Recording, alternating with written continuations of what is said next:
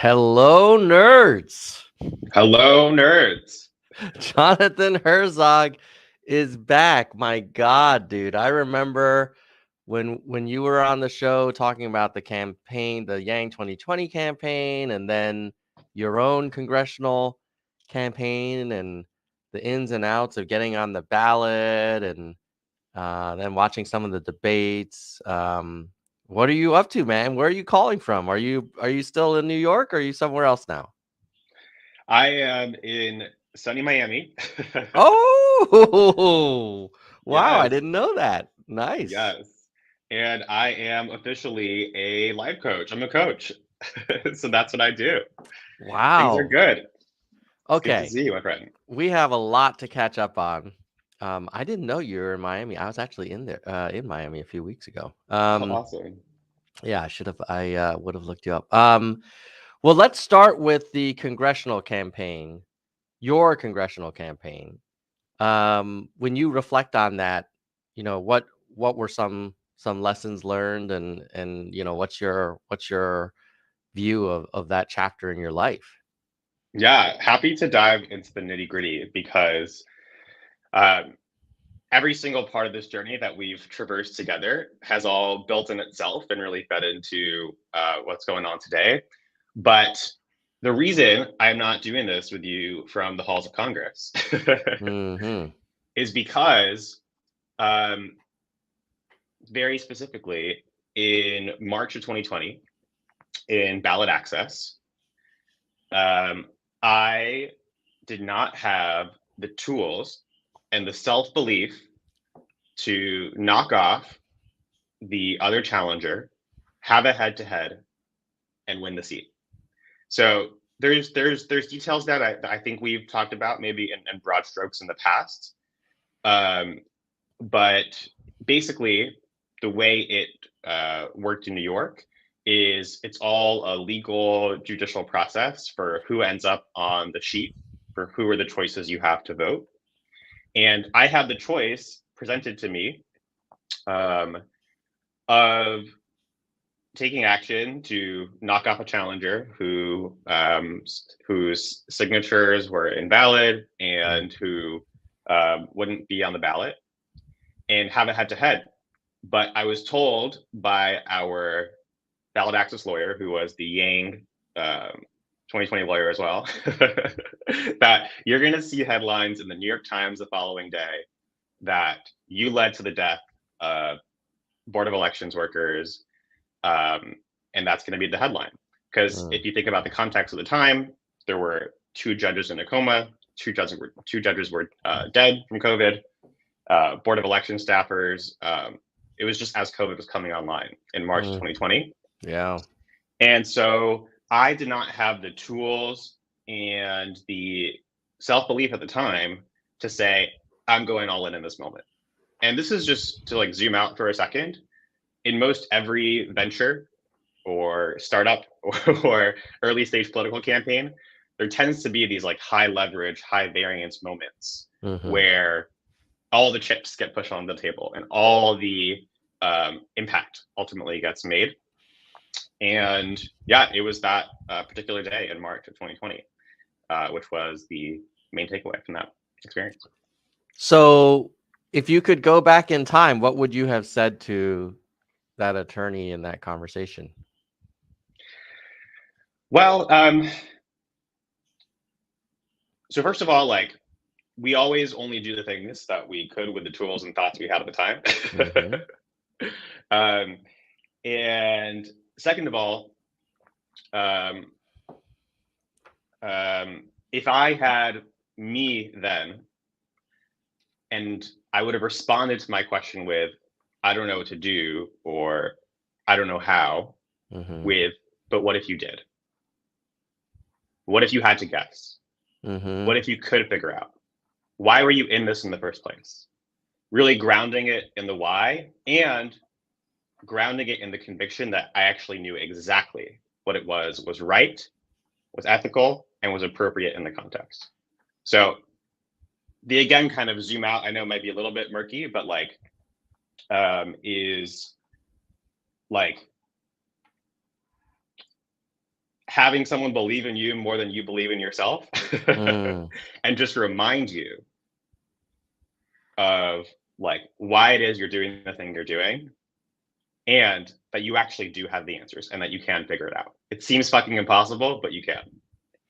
And just to be clear, this moment was an opportunity for you to, what was it, to insist on, you know, a certain step in the process, or what was the sort of fork in the road that we're debating? Yeah. So in the context of the congressional race, Mm-hmm. the field went from 8 to 3. Mm-hmm. And so $2 million plus were spent. We spent 8,000 to get on the ballot. And then the kind of upstream decision in all of this ultimately is just one line of code. It's one thought, which was, I believed the impossible several months prior, which was I could get on the ballot. Mm-hmm. I could get on the ballot. And that itself seemed impossible at the time in 2019. I can get in the ballot. I can get in the debate stage. But there's a big gap between I can get in the ballot, I can get in the debate stage, and I can win the seat and be in Congress in 2021. Mm-hmm.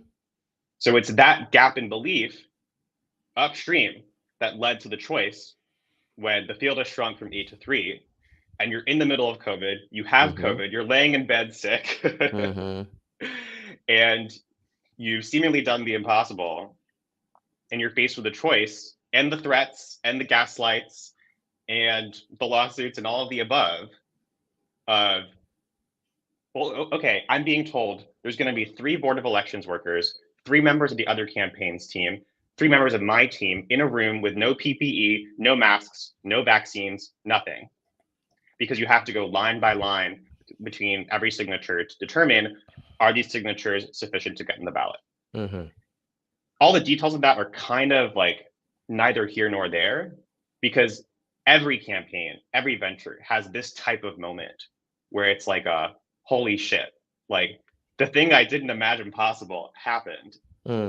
But you either have the choice to dig your heels in deeper amidst all the gaslighting and all the noise and all the threats, or succumb to your insecurity, succumb to the anxiety, succumb to the voices outside of you. And so I said, no, I'm not going to put us all in the room. I'm not going to take that risk. And then there were 3 of us on the ballot. And so it splits the challenger vote. And that basically sort of sealed the fate of the campaign. I get it. So in an alternate universe, had you gotten in the room, you might have been able to reduce it to just you and, let's say, the incumbent on the ballot. Correct. If you were able to challenge the other challengers. Yeah. So we found that 80% of the other challengers' signatures were either out of district or invalid. And so it was a textbook case of like that can be. Also, you had evidence that Oh. Yeah. Wow. Really? Yeah. I remember when you were on this show talking about, you have to have like a multiple over what you need, because you got to assume the other side's going to, find any issue. And it sounds like in this case, some of the other challengers, you think you might have been able to make a case. Oh, no, we know.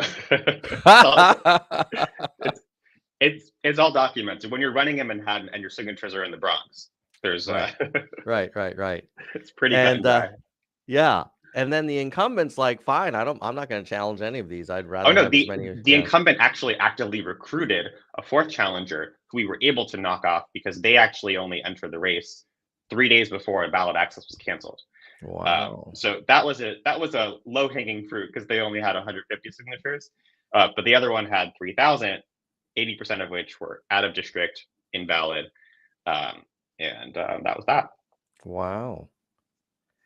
Now, I would imagine some of these other challengers had access to, expert advice on how to do this. Like, how is it that they would bring people from outside of the voting district to sign the petitions and stuff? Like, that just seems kind of crazy. Yeah, they spent $25,000 hiring a firm whose job it is to gather signatures, because there are no experts, my friend. It's just the truth of the matter. Politics is entrepreneurship, is startups, is the playbook is constantly being rewritten. And if you outsource anything to any supposed expert, those are the results that you'll get. Wow. Tell me a little bit about your experience in the debates. I think I remember watching at least one. What was that like being in that venue? For my own debate? Yeah. Yeah. So it actually happened at home because it was on Zoom. Mm-hmm. So that's a bit of a different experience.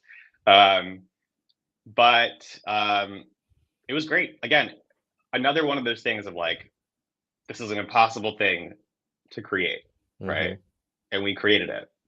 But ultimately, like the bridging the gap between like us and winning was that one decision on that one day in March. But the debate itself was awesome. Yeah. But you think the fate was sealed already at that point, in a way? Yeah. Yeah. Interesting. And then it looks like you got I mean, you did get 10% of the vote in the primary. So congrats on that. Like that's a legit, outcome. What was the thought process as to what to do next for Jonathan Herzog? Because just as for the folks that don't know about you, like you're a very capable guy, and Harvard and all this stuff, and working on the Yang campaign and running for Congress, getting on the ballot, getting 10% of your district to vote for you in the primary. Like a lot of options for you. How did you end up in Miami as a coach? How did you make that decision? Yeah. So just a couple of other like interesting, I think, fact patterns. I just tweeted about these yesterday. When Joe Lieberman, who almost became vice president of the United States, lost his Democratic primary for Senate in 2006 against Ned Lamont, I believe, he created his own party called Connecticut for Joe Lieberman and ran again in the general. And so this was like proposed to me. And the reason I didn't do any of these things and run in the general, despite having lost in the primary, is I didn't have the self-belief. Very simple.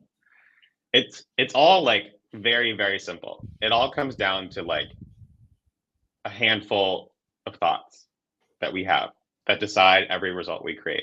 And so to answer your question, like I've been through a lot of experiences over the past half decade or so, like in the heart of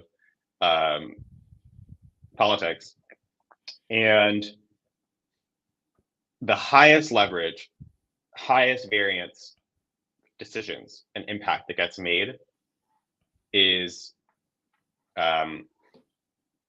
in the beliefs that founders have, that candidates have about their capacity to win, their capacity to have, their capacity to deliver. So it's just about looking for like the highest leverage, highest variance way to actually help. Do you think that go ahead, Jonathan? I was just gonna say, like, I've been hearing you bring this up to folks about like, hey, do you think if maybe Andrew didn't drop out in Yes, February I was about to 2019? ask you about it. And so I put this out there, and again, it's not with any intention of looking backwards, right? But I think we have to be honest about the past to understand the present and the future. And my answer to you is 100% yes, which is that Andrew could have been president in 2020 if he had stayed in the race. And so a lot of what informs, my thinking and work today is seeing the impact of a single thought, of a single insecurity, of a single moment where, as you put it so well, like sometimes it takes being backed into the corner, right? And the timing being right. In that case, everyone dropping out of the field 3 weeks later on Super Tuesday as COVID comes online, right? The field being cleared. And It's exactly in those hardest moments where it seems like everyone's against you. There's all this noise, all this gaslighting, all the threats, death threats, everything in between. That's when the founder, that's when the candidate, if they want to be president or if they want to be in that position, that's when they dig in their heels. So what was your read when you observed that Andrew decided to run for mayor of New York? Were you thinking, "Oh, this is a great idea," or were you thinking, "Man, it's not going to end well"? Like, how are you reacting to that? So I think my honest answer on this, again, I just want to be super objective and truthful from where I come from and my perspective on this. It's all just noise.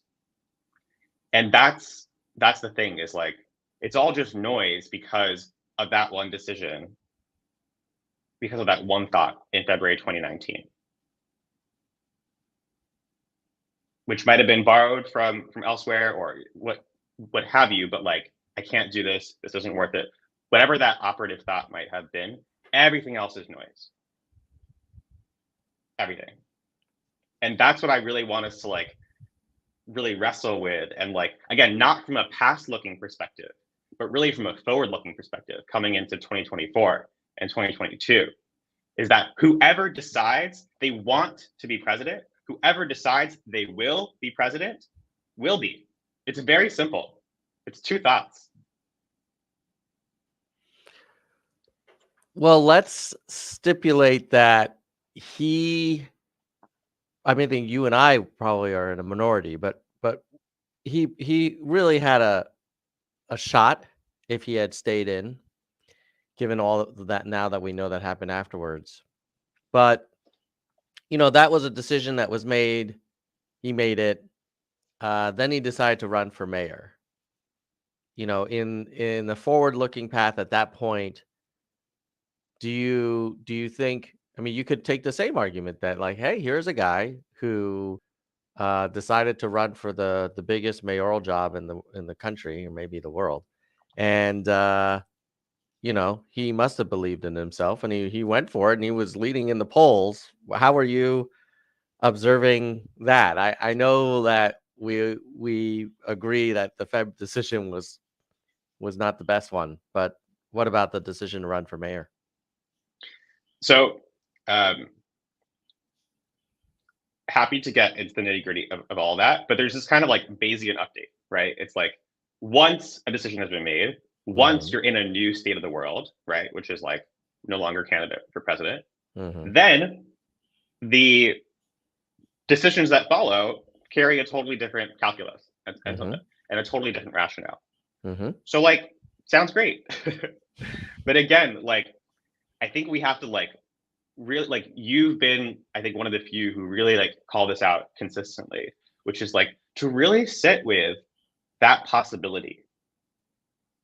Going back to February 2019, and everything else, I think, really being noise. Like, it's all great. Everything happened the only way it could have, because that's how it happened.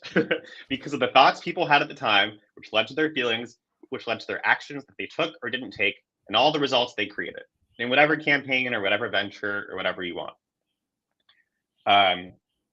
But especially for those who are running in this cycle, or those who are thinking of declaring or running in the next cycle, like, I think and like, we can really delve into this, into like what the thoughts are, what's going on in the room, and like, it's like, he was meant to be president of the United States. Like, that was his like, that's what he was meant to be doing, I believe. Yeah. And again, this is all from a place of like love and service, and not from any place of negativity. But like, I think it behooves us to be so honest about like what's possible, and be so honest about like how we got to where we are, so we can decide like where to go. I mean, I totally hear you around how these momentous decisions are on a knife's edge, and belief and confidence and conviction are crucial. I'm also wondering, okay, we've all been in those places where sometimes we don't go for it. And you still have to pick yourself up, and it's a new day. And I since you were living in New York and ran for office in New York, I'm super curious, like, what did you think about the mayoral thing? Like, as an example, I was not a huge fan. I thought, wow, that was really fast after a bruising presidential run. And, why not kind of take some time, maybe be part of the Biden administration or something. But, the polls were very favorable to him early on. I'm curious. Oh, wow. We just had a huge, I think it might be the record super chat, the biggest nerd super chat ever. Daniel Batal, small show support for keeping the discussion positive. Well, thank you, Daniel. Appreciate it. That's going to go to the Nerds for Humanity podcast hosting fees. So, it'll be going to Libsyn, but appreciate it, and this will keep the content flowing. So, I mean, Jonathan, like the mayor thing, like, yes, let's just agree that Feb decision was crucial, but sometimes in life you can't dwell on it too, right? You got to move on. Yeah, but so it's not about dwelling on it. And I'll say, as the son of immigrants myself, and having worked very closely with immigrant founders, in particular Asian American founders, like there's a couple of like important premises that I think like in the discussions around the campaign and all of the above have just sort of been washed under the rug or just undiscussed. And like it's like, so you can disagree with like my conclusions, but like maybe you can agree with the premises, which is like, yes, anti-Asian racism was like a very serious factor in the campaign, which I think is just like sort of blanket obvious, but also like the socially conditioned thought patterns for the children of immigrants, for first generation founders, for first generation political candidates, for Asian Americans running for office in particular. Like those are really important to like unearth and be honest about. And just to directly answer your question about the mayor's race, like, I mean, I have thoughts about the like strategy or the tactics about it, but like I think that's great. I think everyone does the thing that like they think is the best option they have available to them, right? At the time. Give them the tools they have and give them the information they have. And like Andrew does that too. And so if you're given a shot, a real shot to be mayor of a $1.5 trillion economy, the biggest city in the world, like go for it. But what I'm saying is that like that's all in this like other world, this other context of like exactly the thing that he wanted, exactly the thing we all knew was possible, was put off the table. And there's a lot of voices that come into the room telling you that, because all the incentives are misaligned, right? When you have like the quote unquote experts and the institutional actors and like, so yeah, I support, all the decisions. I think it's all great, but like, I think we're actually missing the picture about like, why was that even the course of action? Why were those even the decisions that like ended up happening? So tell me about your decision to focus on coaching. Is this a sort of sabbatical, or is it a new life's kind of purpose for you? Like, how did you decide after the congressional campaign what was best for Jonathan Herzog? So I'm just trying to pull like the most potent examples. For example, I found out after ballot access that Obama, the way he won his first state Senate race in Illinois was through ballot access. So he not only knocked off every other challenger, but he also knocked off the incumbent, the multi-decade sitting incumbent for the state Senate in Illinois. Our great saint, President Barack Obama, ran unopposed to win his race. In the DNC convention in 2000, 4 years prior, before his big national splash, he couldn't get in. His credit card was denied. He wasn't able to enter the arena. The man had lost his primary for Congress. And 4 years prior, the way he won his first race was by knocking every single challenger, including the incumbent, off the ballot. so that when you went to the voting booth, the only name you saw was Barack H. Obama. The reason this matters is because I only saw this as a possibility after the fact. The thoughts, oh, that's okay to do, that's right to do, were only available to me after the fact. I just didn't have the tools or the wherewithal or the emotional self-regulation or the ability to reckon with that beforehand. And so to me, it's like everything, because I can tell you now also that like some of the wealthiest and smartest founders are betting big on the collapse of the United States, point blank. And whether it's inflation or Ukraine or the threat of nuclear war, or anything in between, like the highest leverage, highest impact thing that still is within our power is the 2024 presidential election. Is like the executive office, the office of the presidency of the United States, still is, at least for the next 2 years, the highest leverage way to meaningfully improve the lives of 8 billion people in the world. That may not be the case 4, 6, 8 years from now, depending on whatever reason is most potent to you about the state of the world and world affairs. And good people, good founders, folks who are vision and values aligned, people who we want in the room where it happens, are plagued, and I know this because I have the same thoughts: insecurity, doubt, self-judgment, shame, fear. And it's those optional lines of code, the sentences that run in our mind, the thoughts that we have,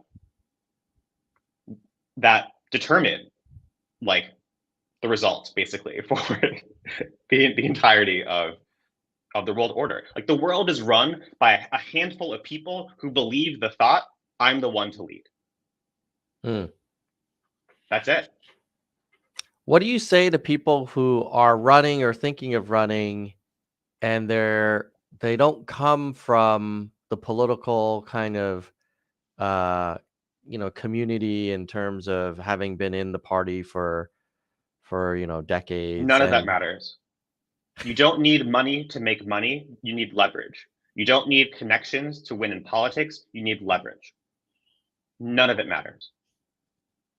So as an example, let's say someone out there is listening and they're like, yeah, I would like to run for Congress. But they're like, well, the person in my district's been there forever, and they know they know all the donors, the dogs' names of the totally donors. Irrelevant. It's totally irrelevant. Why? It just is. It's the descriptive truth.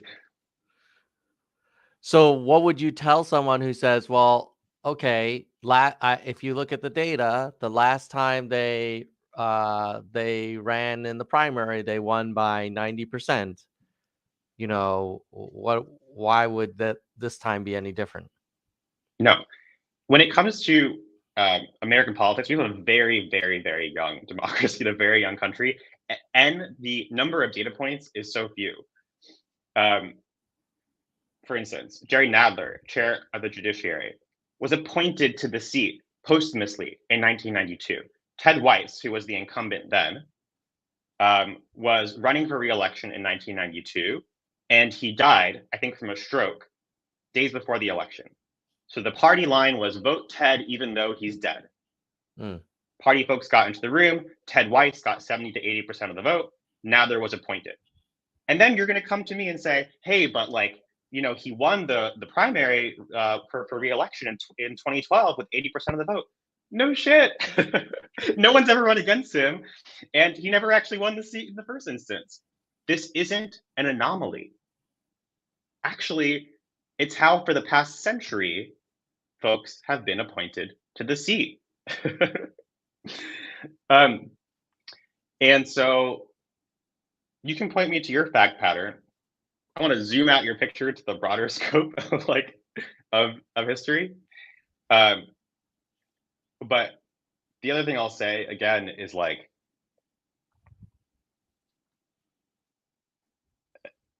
I mean, Bill Clinton was destroyed in his first run run for president in Iowa and New Hampshire. I had tweeted out this like fact pattern around that time in Feb 2019.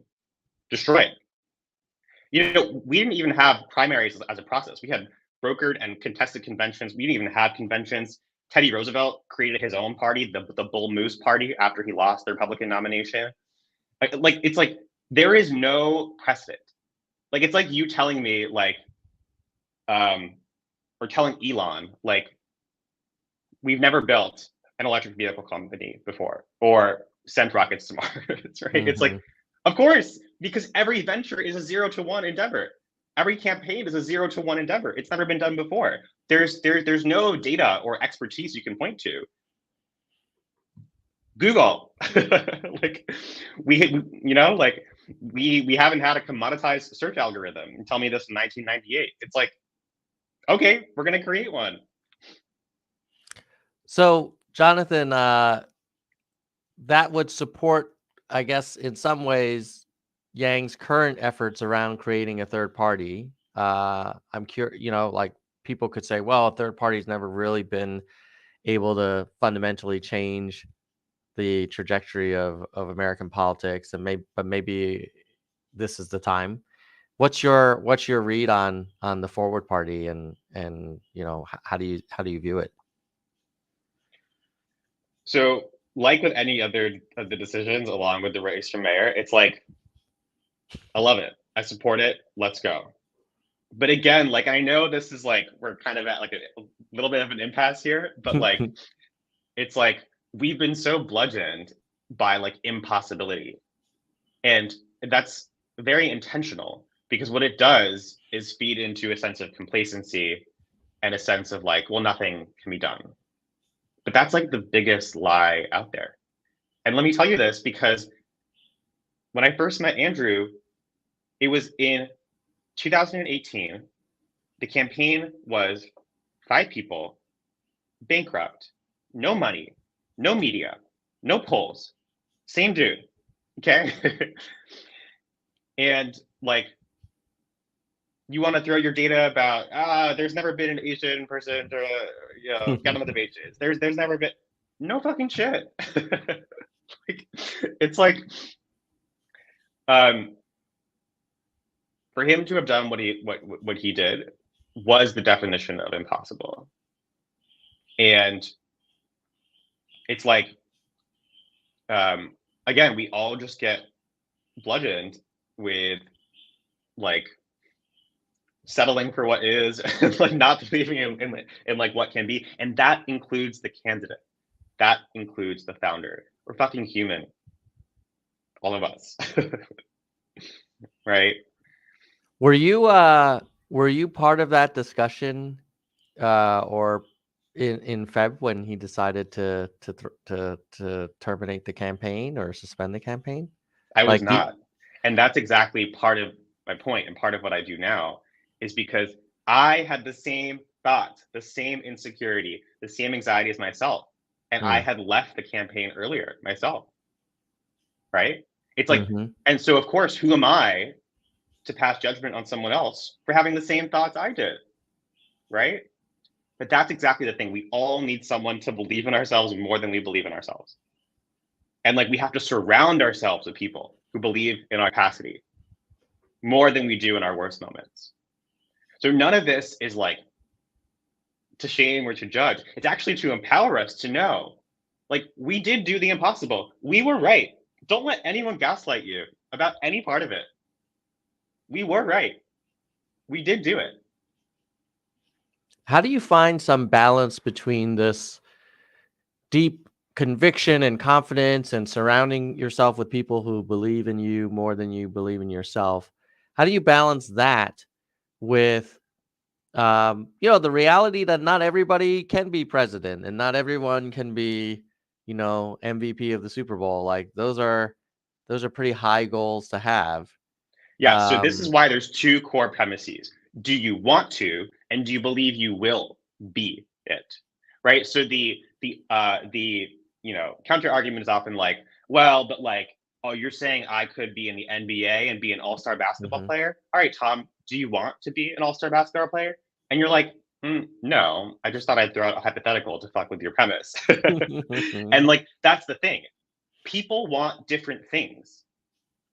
Of the people who want to be president, I want the people who are good people, who are vision and values aligned to fucking believe in themselves, right? This is actually part of the whole like humanity first philosophy. For instance, in contrast to the like socialist or like Bernie philosophy, right? Of like, instead of tearing them down, we build up, right? We raise the floor, not lower the ceiling. Similarly, when it comes to belief in yourself, like it doesn't work, it doesn't help to like chip away at other people who you see self-confidence comes easy to, whoever that group might be, whoever that person might be. The only thing that does work and that does help is to build that up in yourself. And this is especially true for immigrant founders, for Asian American founders, who I've worked with very closely the past number of years, because there's just so much silence and shame and around all of it. It's like everything you want, exactly what you want, is available to you, 100%. And it doesn't turn you into a narcissist, nor does it mean that you'll be an NBA star. It's the thing you want and the thing you know you will be. We have some questions in the chat, Jonathan, from Vaughn, who's a channel member. What's your latest read on basic income? Are you still a supporter? How do you feel about it? Sounds like you are. I mean, what kind of question is that? But I will say on this point, very importantly, we created $293 billion in cash relief, in basic income. Biggest cash relief, basic income in world history. That's what we were able to accomplish. Not with money, not with fame, not with connections, not with existing power, with leverage. $293 billion sent out to tens of millions of Americans in the American Rescue Plan, in the bailouts, when the sitting president campaigned on cash relief in the Senate races in Georgia, because of what we did, because of Andrew's belief in himself and in us. Yeah, I mean, it's pretty incredible that there was so much direct cash relief given where the campaign started. It is a little unfortunate that I think some people are conflating the COVID-induced inflation from supply chain issues with the kind of support that was provided to people. But it's become an easy talking point for people who are opposed to basic income, saying, "Oh, look, because of the COVID relief, we have all this inflation," and they don't seem to, look at the supply chain issues. One very important book to read is Ashley Rinsberg's The Gray Lady Winked. I talked with him a number of months ago. Balaji Srinivasan, who also just announced his new book on the network state, which I would also highly encourage. Ashley Rinsberg's The Gray Lady Winked. It really helps us disentangle the upstream information stream. Whatever you see, as those people are saying, or the experts are saying, read The Gray Lady Winked and understand the history of the New York Times, understand like the lens through which information is being disseminated and understood. I think that's just a really important note. Yeah, like I can't tell you how many times. So I'm a unapologetic subscriber to the New York Times. Been reading it since I was a little kid. Enjoy it quite a bit. But every time I do share information from the Times, there's always someone on Twitter that's like, "Oh, well, of course, that's the New York Times. That's not the real information." And then I ask them, "Well, where do you get your information?" And then they provide links to like, kind of random Substack kind of blog posts and things like that. That I'm like, well, I don't know if where you're getting your information is that much better. I'm curious from your read of the gray whatever the gray lady winked. How do you balance that then? Because if we just say, well, nothing's trustworthy, then how do we go from here? So the conservative and the progressive actually agree on more than we give them credit. The technological progressive doesn't say less government, doesn't say more government. They say new government. They don't say less of the times, more of the times. They say the new times, the new institutions. Mhm. Everything that has been built can be built anew. Every institution we take for granted was once built by humans, more fallible than us, not that long ago. And so the answer to the epistemic collapse, the answer to the institutional collapse, to the collapse in trust writ large, is for human people, individuals with trust, to build new institutions anew, block by block by block. And where, how are you looking at interpreting the events in the world? How are you getting your information, Jonathan? So Balaji Srinivasan and the website 1729.com was a project I was helping and working on of recent on the network state. And he has been a really powerful, important philosophical lens, understanding the world, global order lens. And so you can listen to any of his talks and through his writings, and the slide decks are up there. And he has sort of reshaped my understanding of the world and what's possible in it. Well, Jonathan, it is it's like hanging out with an old buddy from junior high again. Sort of a reunion of sorts. I know it's amazing. It's only 2022, but doesn't it feel so long ago for that 2020 campaign? It feels like 5-10 years ago. Life has kind of sped It kind by. of like feels like yesterday in some way, because again, it's just real humans thinking like thoughts in a room, and it's like there's nothing more. There's all this like pomp and noise and like confusion. Things are actually like really fucking simple.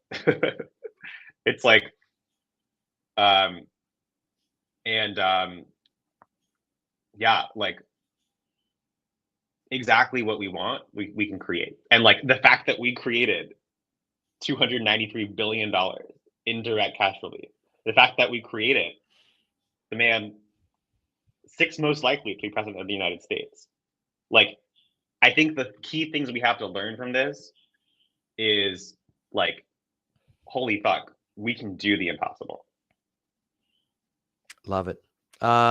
Anything else that you want to share before we wrap up, Jonathan? There's so much. I mean, I could talk to you and talk about this like for days, like for forever. I think actually, it's funny, like you might think it's been over discussed, but I actually think a lot of this stuff has been under discussed, because like the real reasons, the real like root cause analysis hasn't been done yet.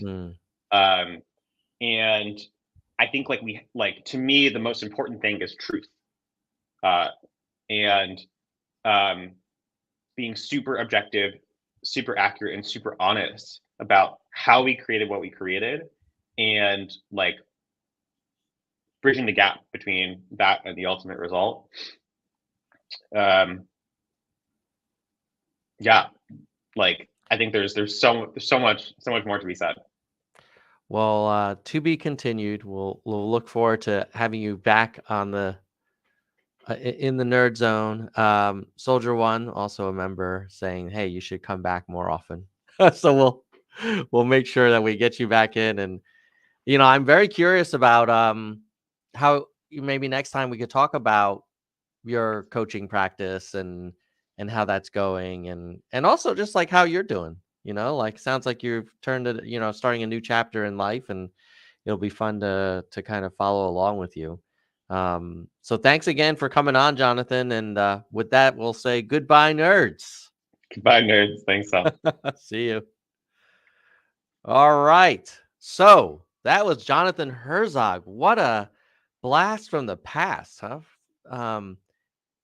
I was always impressed by him when he was on the 2020 campaign, and was definitely so inspired by his decision to run for Congress. And God, that guy put up a good fight. And sometimes I feel, Jonathan, I mean, I know you're no longer on the show at the moment, but hopefully if you see this, like, don't beat yourself up, man. I think you made a lot of great calls. And yeah, maybe that one decision was quite pivotal, but life is full of those things. And maybe if you zoom out even further, if you get a few of those pivotal decisions right in your whole lifetime, like, you're way ahead of the game. And so there's going to be ups and downs along the way for sure. Before we wrap up, I do want to thank some of the people who make this content possible. First of all, to our biggest freaking super chat in the history of the Nerds channel. I gotta get my cowbell. Let me get the cowbell.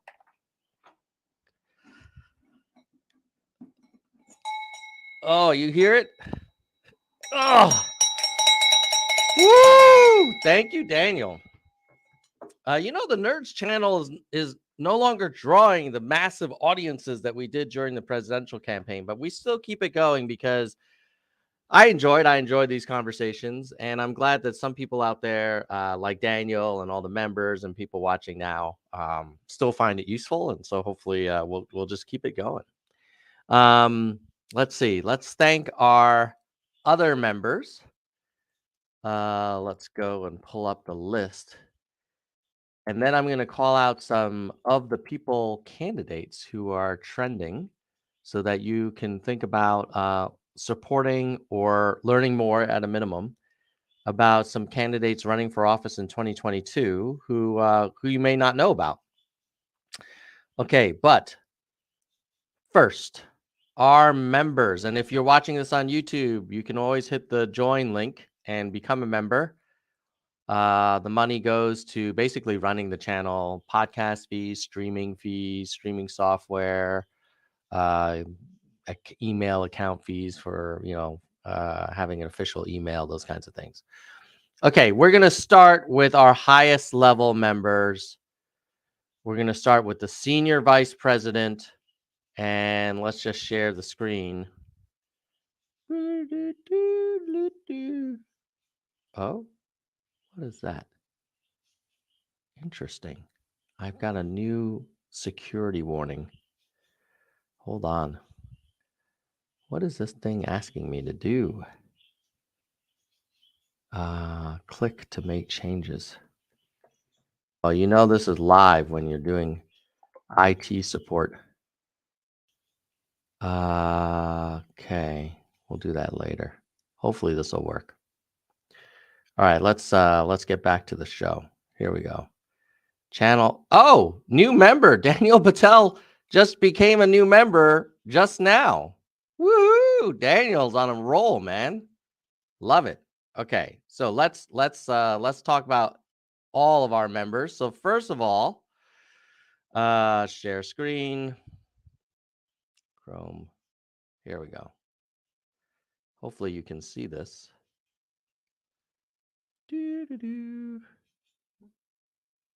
Memberships. See your members. Current level. We'll start with the senior VP, Soldier One. Thank you so much, Soldier One, for being a member for 24 months. OG. And our highest level member. So thank you for your recurring support. At the vice president level, we have Kristen Slevin, Bike, and Stephen Jones. You see, if you guys ever notice the little icon, some of them have more little things in the brain than others. I think each little kind of math symbol reflects a month of membership. So Stephen Jones has been a member for 2 months. He's got it's like 2 stars almost. So thank you again to Kristen, Bike, and Stephen. And then at the hardcore level, We have Gene, David, DK, Jackalego, Kirsch, Mr. History, Byram, Mona, Susan, Vaughn, Yang, Tony, Robert, Dean, Stat, Galessa, Jay Perrin. I think Jay Perrin's in the stream right now. AH, Jay Bryan, Vivian, Dana, Jason, Parth, and Daniel, who is our newest member, joined 0 days ago, I think 2 minutes ago. So thank you to all the hardcore and at the verified level. Starting with the oldest, Lisa, Albert, Brandon, Peter, Arez, your mom and Sophia, Mike, Doris, Emerald, Lori, Ben, Rasta, Elizabeth, James, Emma, Hui, Ira, Shoni, Jameson, Doctor, William, Karen, Monica, Arden, Zemery, Mai, David, Brittany, Alexandra, Juana, Warren, Lucky, Kevin, and M. And a shout out to our youngest members, Daniel, Stephen Jones, and M. Ghazali, and our oldest members, Lisa, Jean, and Kristen. Now I want to also call out our OTP of the people.us candidates. So who are the trending candidates? Right now on Of the People, and again, Of the People is a open platform. Any candidate running for office can list their campaign, and then we will sort them based on approval voting. So you've got trending Christy, in terms of like most recent approval votes, Christy Seelock, Catherine Fleming Bruce, Gary Vautour, Stephen Houlihan, Jermaine Johnson, and David Kim and Larry Sharp. Those are some of the top trending ones. And then the newest candidates listed are Stephen Houlihan, Brian Mannix, Larry Sharp. And then the all-time most approval votes since OTP started over a year ago, Christy Seelock, Ali Dalzimer, Shervin Azami, Dan Whitfield, and Larry Sharp.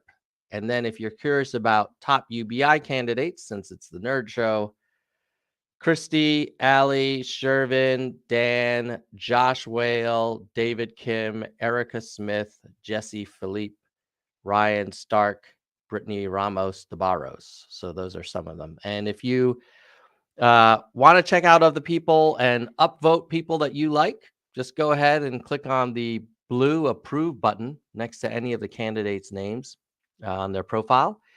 And if you have a candidate that you're excited about and you're like, hey, they're not on Of the People, just tweet at them, let them know they can join.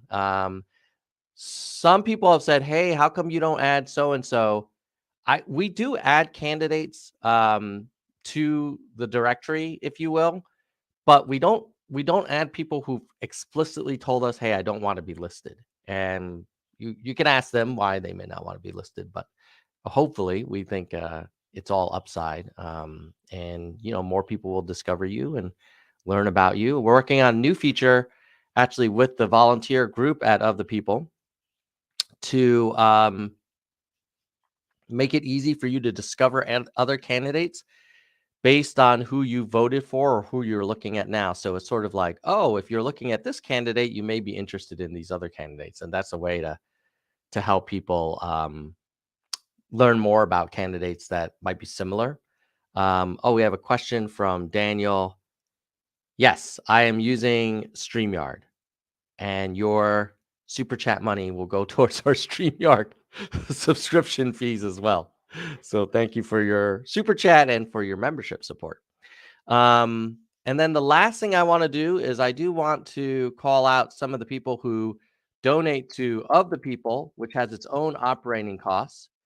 And it's an important part of what we do. And Of the People, it's all volunteer. So it's something that doesn't happen on its own.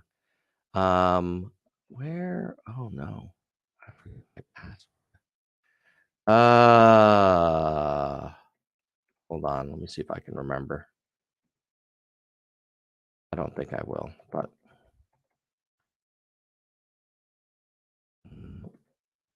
nope.